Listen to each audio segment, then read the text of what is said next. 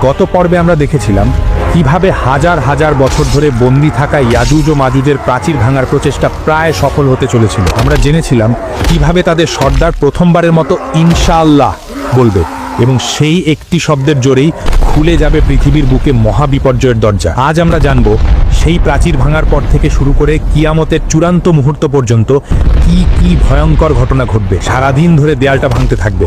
দিন শেষে যখন দেয়ালটা প্রায় ভেঙে পড়ার মতো অবস্থায় চলে আসবে, তখন তাদের সর্দার হয়তো আল্লাহর ইচ্ছাতেই বলে উঠবে, আজকের মতো এখানেই থামো, ইনশাআল্লাহ বাকি কাজটা আমরা আগামীকাল এসে শেষ করব। সেই একটা মাত্র শব্দ ইনশাআল্লাহ তাদের হাজার হাজার বছরের চেষ্টাকে সফল করে দেবে। পরের দিন সকালে যখন তারা ফিরে আসবে, তখন তারা দেখবে দেয়ালটা ঠিক তেমনই ভাঙা অবস্থায় আছে যেমনটা তারা দেখে গিয়েছিল। এরপর তারা এক ধাক্কাতেই সেই দেয়ালটা ভেঙে ফেলবে এবং কোটি কোটি ইয়াজুজ ও মাজুজ বন্যার পানির মতো তীব্র গতিতে সারা পৃথিবীতে ছড়িয়ে পড়বে। তাদের আগমনের সাথে সাথেই পৃথিবীতে শুরু হবে এক চরম বিপর্যয়, এক ভয়ঙ্কর দৃশ্য। যখন তারা উঁচু ভূমি থেকে দল বেঁধে নামতে থাকবে, তখন মনে হবে যেন পাহাড়ের উপর থেকে এক বিশাল কালো সমুদ্রের ঢেউ নেমে আসছে। তাদের চিৎকার আর পায়ের শব্দে মাটি কাঁপতে থাকবে। তারা তাদের যাত্রাপথে যা কিছু পাবে সব কিছু ধ্বংস করে দেবে।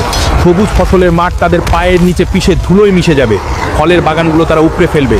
শহরের পর শহর তারা জ্বালিয়ে পুড়িয়ে ছারখার করে দেবে। যখন তারা জেরুজালেমের তাবেরিয়া লেকের পাশ দিয়ে যাবে, তখন তাদের প্রথম দলটি সেই লেকের সমস্ত পানি পান করে শেষ করে ফেলবে। লেকটি একদম শুকিয়ে মরুভূমির মতো হয়ে যাবে। কিছুক্ষণ পর যখন তাদের শেষ দলটি সেই শুকনো জায়গার পাশ দিয়ে যাবে, তখন তারা একে অপরকে বলবে, হয়তো কোনো এক সময় এখানে পানি ছিল। পৃথিবীর মানুষ ভয়ে আতঙ্কে দিশাহারা হয়ে যাবে। তারা নিজেদের ঘর বাড়ি ছেড়ে পাহাড়ের গুহায় এবং জঙ্গলে গিয়ে আশ্রয় নেওয়ার জন্য ছুটতে থাকবে।